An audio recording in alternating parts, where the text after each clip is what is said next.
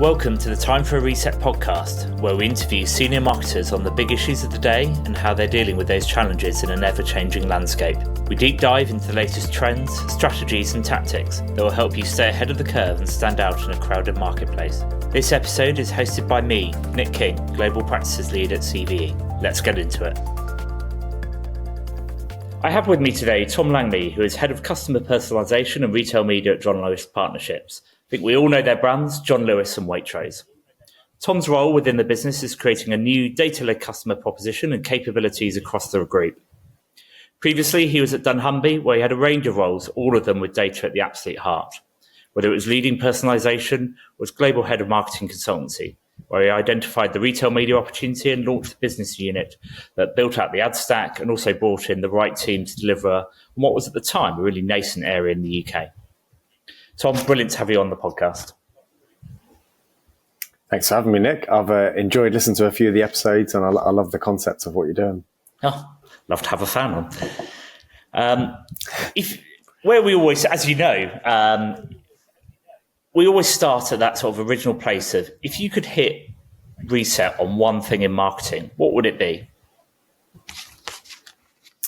Yeah, I love this question and it's kind of made me think a bit. And I think, I would go kind of as high as I can. And it's very particular to retail. But I think the big challenge we have at the moment is the lack of understanding of the role of marketing at the exec and the board level of retail.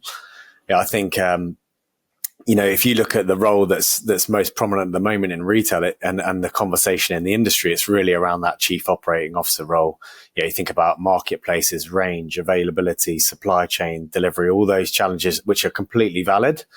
But I think where we've lost our way a little bit with marketing and the role of marketing and the role of brand building at that exec level is where we've got to do that reset. And, I thought about, what is it that's creating that challenge? And I think it really comes down to the challenge of measurement and that articulation of the value of marketing. And though we've had an incredible, amount of new tools at our fingertips as marketers in terms of new channels, new data points, which makes us, able to optimize marketing in a much more kind of precise way, you could probably reset on that conversation to say, do all of our marketers really understand the difference between all the different kind of measurement approaches? And just for fun, I was, writing down a handful of those. And if you could find how many marketers that understand the difference between econometrics, attribution modeling, share of voice, A/B tests, geo tests, test and control, year on year, period and period, and just, we could have fun and just keep going on. But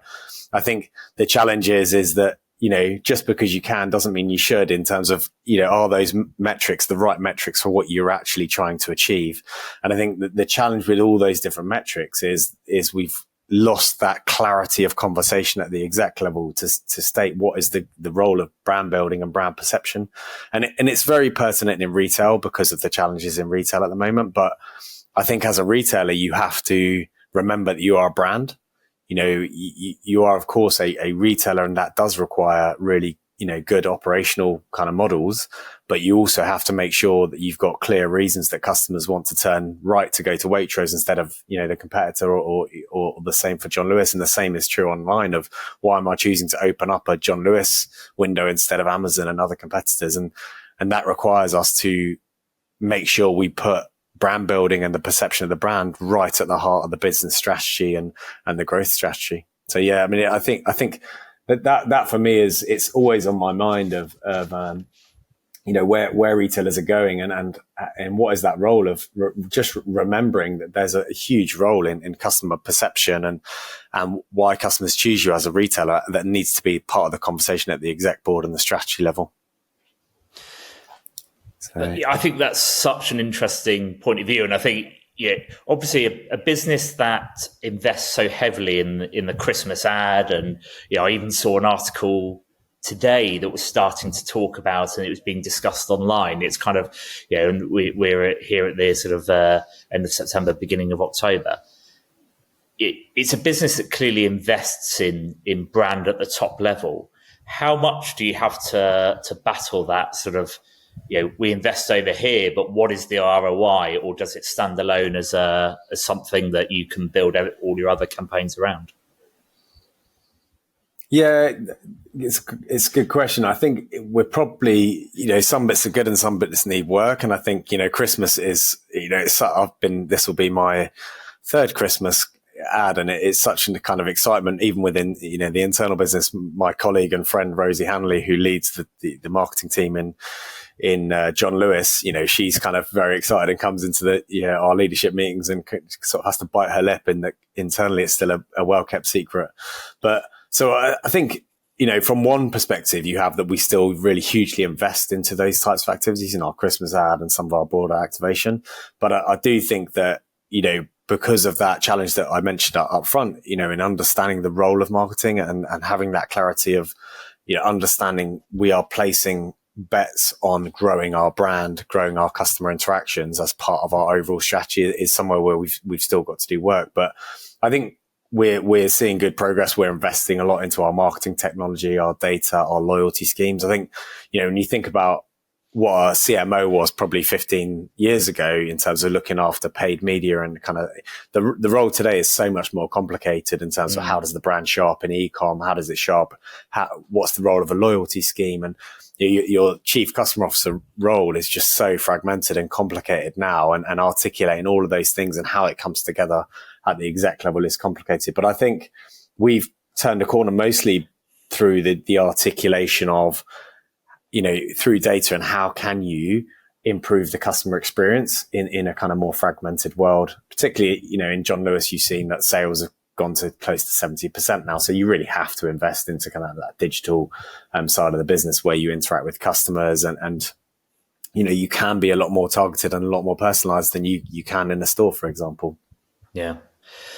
You touched a little bit on the MarTech side, and I'm always interested to see how invested in terms of time senior marketeers are in sort of the tech stack. Some want to embrace it, some want to just leave it to the technology or function. How do you get involved, and kind of what's your current challenge in that area? Yeah, I completely agree. I mean, I actually, having worked at dunnhumby for 15 years, I guess we were we were part of the organization, which, came with the data, the analytics, some of the activation in the very targeted space. So, part of my journey, just, in my own right, was to become part of a marketing leadership team, which then, there are other areas of the team where it's about brand building, it's about creative and content, and trying to think about how all of that comes together. And I think the role I play in that and in that leadership team is hopefully that I understand, the data and the tech and how it can actually be used, so that, it doesn't become something buried in technology, but actually a way that our marketing team see that they can make their marketing more efficient and effective. But actually, I think it makes people's career paths and their jobs much kind of more enjoyable. If you can make technology do some of the hard work, you're taking a lot of the laborious tasks away, so that people, most people in marketing, I think, want to spend their time thinking about strategy and growth and where do we go. But there are, a lot of jobs to be done in marketing and getting campaigns live, getting content from A to B, communicating, getting sign off. So there's a lot of tasks that tech can take away. And I think my job has been to really help that. And my boss, who's our customer officer, she has also come from a data and tech background. So I think we've made a big change in the last 2 years to bring in people who are embracing what data and tech can do to, I guess, grow our brand and grow our business through marketing. Yeah. And I don't think it'd be a podcast in 2023 if I didn't ask you a bit about AI.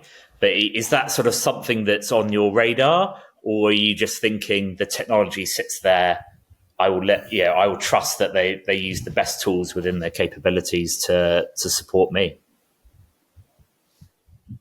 No, absolutely. I think you've got to be quite precise on how you want to use, whether machine learning or AI, and know the problems that you want to solve and how you want to solve. I think, obviously there's a lot of conversation around generative AI, which could, come into more of the content and areas like that. But I think the early parts for retail was really around that prediction model of how do you predict what someone is going to buy once they browse and not bought, or based on their past purchase history, really using clever data science approaches to predict what customers are going to do to improve their e-commerce experience. I think you have to, when you consider that in a physical store, you've got tens of thousands of square feet to display products, and merchandisers over years have learned how to really curate ranges that think about where customers' eye level are, how are they going to experience things, how are they going to choose and make that choice, and how to group brands, how to group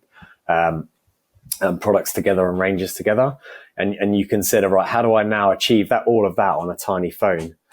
Considering I can probably get 3 or 4 products on there. I think data science is absolutely critical to ensure that a customer sees the products that they're interested in and the products that they're potentially going to purchase. And how do we ensure that we help customers to, find things quickly, find inspiration, get great service. So I think as a retailer, you have to embrace kind of all of these models, I think. And we've probably spent more of our time on that piece, which is how do you enhance, the digital recommenders so that the products in front of customers are great. And we're sort of early on our journey on the generative AI, which I think the whole industry is in terms of what will that mean for our content and creative teams. Yeah, totally. I think that leads quite nicely onto your role is within personalisation. When we love to talk about the data that we have on our customers, and yet on the other side, there's a whole world of privacy, and it's something that I think the industry too often just sort of has a nod towards rather than actually really doing something about it. How do you balance that sort of personalisation, the data you have, with respecting your customers and future customers' privacy concerns and needs? Yeah, definitely. And it's definitely a conversation that we have regularly here, and I had regularly at dunnhumby with all the retailers you work with around the world. And I think the great thing, and if you are, a retailer, the brilliant thing you have as a retailer is you have that direct interaction with the customer on a really regular basis. So as we have a research panel where we directly talk to customers regularly, and that can be in focus groups, or it can be, through some of the survey work we do.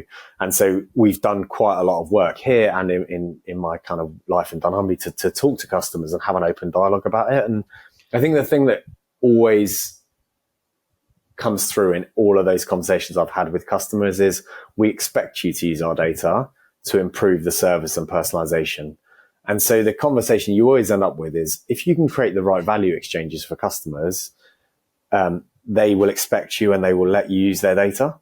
I think as long as you are using data and protecting it in the right way, which is a baseline expectation, these days that is table stakes now, that you have to ensure that you protect the data. But I think that the most important thing is thinking about how can you use data to solve customer needs, improve the experience, and create the right value exchange so that they feel there's a good value exchange for me to log in. And, once I've logged into a website, I kind of inherently know that my data is now being tracked. If I use a loyalty card, of course, it's even more kind of prevalent. So I think you just have to constantly think about those value exchanges. And I think a lot of the challenges in data permissions came from a lot of, we call it misuse or bad marketing in digital marketing, and a lot of the DSPs, and how it was created around, the focus was automation and data rather than brilliant marketing. The conversation wasn't, did you see that brilliant display campaign? It was more how automated everything is. And, so I think that's not the right focus. The right focus should be on how are we creating brilliant customer experiences and then using data in the right way. People understand that Google, takes their data and uses it to enhance search, but they get a brilliant free service. I think the challenge when you are a retailer is that customers don't understand that online commerce is really expensive to run, and therefore you actually need to have advertising and things like that inherently into the business model. So I think if you could, use it in the right way, I think customers are okay with it. Yeah, no, I think that's absolutely spot on. Your role obviously has a big sort of focus on retail media, and you've worked in it sort of probably since it really came over to the UK. You've got 2 very different brands in your remit. I'm always curious to see how you approach that with 2 distinct brands and what you're trying to achieve. How do you view it on a sort of day-to-day basis? Yeah, I mean, definitely. I mean, it's part of kind of what I love about the role and moving to the partnership was that, you have these kind of 2 distinct brands. And I think, there's different parts to it in terms of, part of it, you just have to think about the customer journey. And what's the customer journey look like when I'm buying in some of the big categories in John Lewis? And, what's the consideration journey to buying, a new kitchen, a new sofa, a new television, a new phone? It's much more considered. You need to go on a kind of longer journey of thinking about. So you need different types of content through, versus when I'm buying my groceries, where quite often in grocery, 60, 70, 80% of people's baskets is the same week on week. So, a lot of that consideration is not done on such a short period, that in a weekly basis. It's done kind of over time as you grow and your feeling and towards brands, and it will change over time, but it's kind of a slightly different kind of brand life cycle to non-food. So I think that's part of the important consideration for, okay, what do we therefore need to do in the customer journey to influence consideration in John Lewis versus drive purchase in Waitrose? So we think about those things slightly differently. And the other part is, I think the industry in grocery, particularly for me in retail media, is very mature. Grocery has had retail media, for kind of the last 10, 15 years, and it's been maturing very quickly. Whereas in a lot of premium fashion and premium beauty, you haven't had so much retail media mechanics out there. So the dialogue isn't there. It hasn't kind of got to a mature state in terms of you've got roles within both organizations who are there to, work on retail media, work on activation together. So that's part of that journey, is to educate both the industry as well as our business and our suppliers' business on what are the role of some of these kind of retail media propositions and how can they help build brands. That's part of the fun for it, really. I think the exciting part for us is the fact what we call PAM partnership, and understanding customers across, grocery, potentially some of our financial services products, through to all the different categories in John Lewis, and how much you can understand about customers and help brands grow and understand customers in their lives to better, serve them and execute, your brands within that. So that's the big exciting part, really, is the fact that we can bring all of that customer view together. Yeah. I mean, I don't think you can move for an article on that retail media is going to grow enormously. Have you got sort of any sort of major predictions of where you see it operating in the UK and how it's changing for next year? Yeah, I think so. A lot of the conversation at the moment in the industry is how do we create a bit more standardization? I think almost all retailers have created some version of a retail media offering kind of within their, a few entrepreneurs who have created, offerings around the store, on the website, through the CRM, and you've got a lot of lack of standardization. And I think in order to scale, you really have to start to create standards, because if you haven't got standards, you can't then innovate, because you sort of haven't got a level set and you're not really testing and learning and growing. So I think we've got to see a little bit more standardization out there. And I think what that will help is then having a dialogue with the broader media industry. I think retail media is still very much a shopper marketing and trading kind of function, whereas you're starting to see the big agencies, creating retail media arms, particularly as Amazon has kind of grown their offering and grown the dialogue with Walmart in the industry. I think what we need to do for the agencies to be able to plan retail media within the broader planning is create some standard metrics that you can plan against in terms of, the ROI it delivers, the ROAS, the reach, so that it's easy for them to consider, okay, retail media within my broader campaign versus Google versus Meta versus TV versus press. And I think that's the bit that I think we'll see everyone working on. And, a couple of the bodies in the UK, the ISBA and IAB, are working on trying to create kind of those first versions of standards that I think will help us. Yeah. Are you sort of exploring that ROI piece? You mentioned attribution is kind of a big focus of yours. I'm interested, retail media has such an opportunity to be able to, with the death of cookies next year, as long as Google don't change their mind again, there's all sorts of problems in the wider marketing world. Yet retail media seems to have this huge opportunity. Is there anything in particular that you're doing internally to focus on how you can demonstrate that performance for the brands that work with you? Yeah, absolutely. Yeah, exactly. And I think that is, if you ask most people what's the USP of retail media, it's the fact that you can close the loop from the kind of viewing the media through to then, the customer purchasing. And I think that is our important piece, which is we you can give a brand a kind of full view of activation through to purchase, but also repurchase, and how that's, that customer is staying with your brand or moving through different brands over time. So I think that the data has to be that key, and that closeness to the customer. And we are investing a lot, and you'll see all the retailers investing a lot into loyalty, but also e-commerce, so that you can identify all your transactions and make sure you can close that loop. I think what another challenge I think with attribution modeling is most of it tends to focus on e-commerce, and so many transactions are still happening in the store. Grocery, it's still more like 90% on average of transactions are still in the store, and so any attribution model that's only focusing on online sales is going to be inherently kind of wrong. You're going to be optimizing for the wrong, potentially missing lots of sales data. So I think, having loyalty cards and things like that helps you to then identify all of that. I think that's kind of part of it. I think it goes even broader than that, though. I think that one of the things is that customer kind of, attention is such a big topic at the moment, because customers' attention is being drawn upon by so many different devices, and things in their lives that are stopping them from being able to pay attention. And I think retail media has inherently probably been thought of as a fairly lower funnel mechanic. But, if it was me and I was going to build a brand, I think I would be starting to think about, actually the context of when someone is shopping in a physical store, potentially, how do I use that as the theatre to grow and build my brand and build my brand perception and grow the kind of, that brand from the physical store. I think, when you're trying to find someone in the right context, in the right frame of mind, that they are paying attention, you have to grab it and you have to spend that time. And I think we'll see physical stores really evolve. And we do a lot of activations in store. We've just done a big piece with Charlotte Tilbury in our Oxford Street store, and I think the brands who get it, they are using the physical stores as that, real place to build the brand, and think of it as a much more kind of upper funnel, before you then go into some of the kind of, whether it's sponsored products, CRM, personalized offers, to do that lower funnel activation. I think you can work through the funnel within a retailer.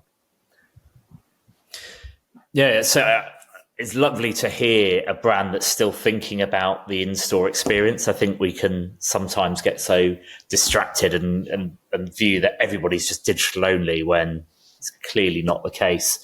I think there's also a movement when we think about sort of the consumers. We talk a lot about sustainability and how we're operating, and it feels like that's suddenly coming into the marketing space as well. The WFA conference not long ago, it felt like nearly half of the presentations were on sustainability. How do you think, as you're not on the supply chain side, but on that marketing side, how are you sort of operating with when it comes to sustainability, and how you think about all those sort of things?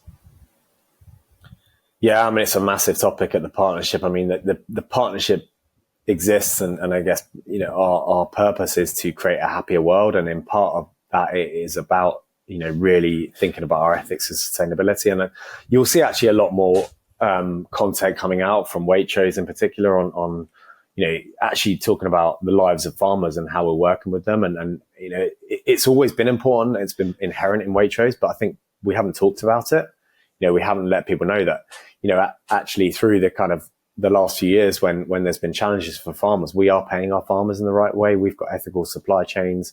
We own a big farm out in Leckford with a big farm shop. But so I think that it's always been part of our brand, and you'll see us doing more. There's a TV program that's coming out now about some of our supply chains as well. But so it's a huge part for us. And I think it's knowing that customers are more conscious of this, even though, it's a very challenging time, because, the reality is some of those products where, it has been ethically sourced do cost more.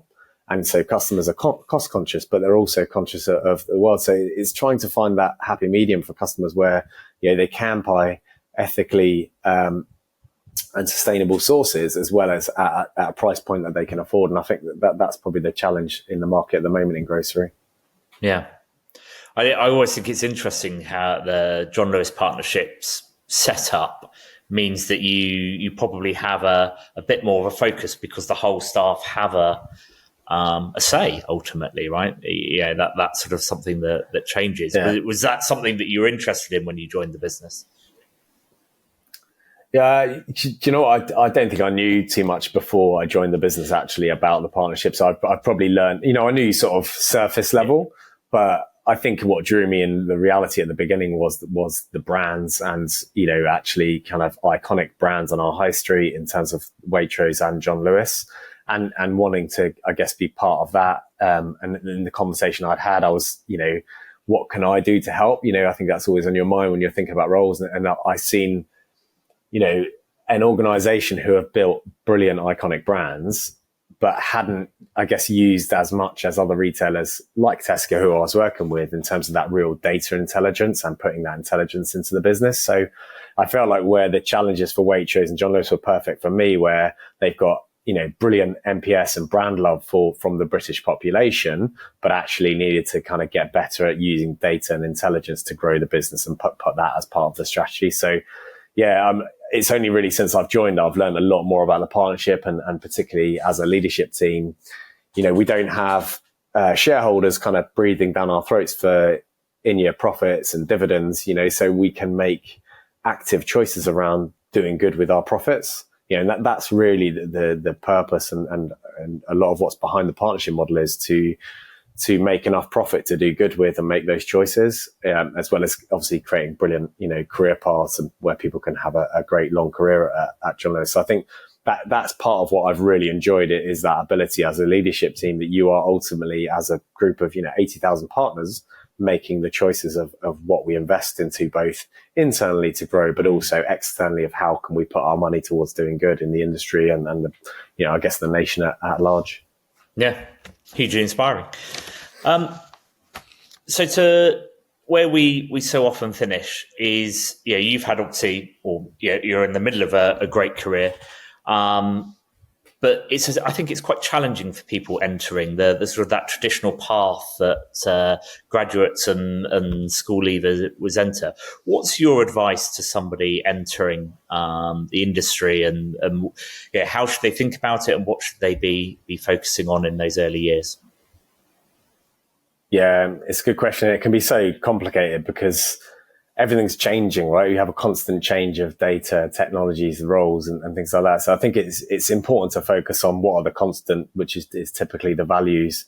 And I was in the US business with dunnhumby a few years ago, probably 10 years ago, actually, working with one of the sales directors. And he gave me a book at the end of a project. And on the front of it, apologies for the swearing, but it basically said, "Get shit done."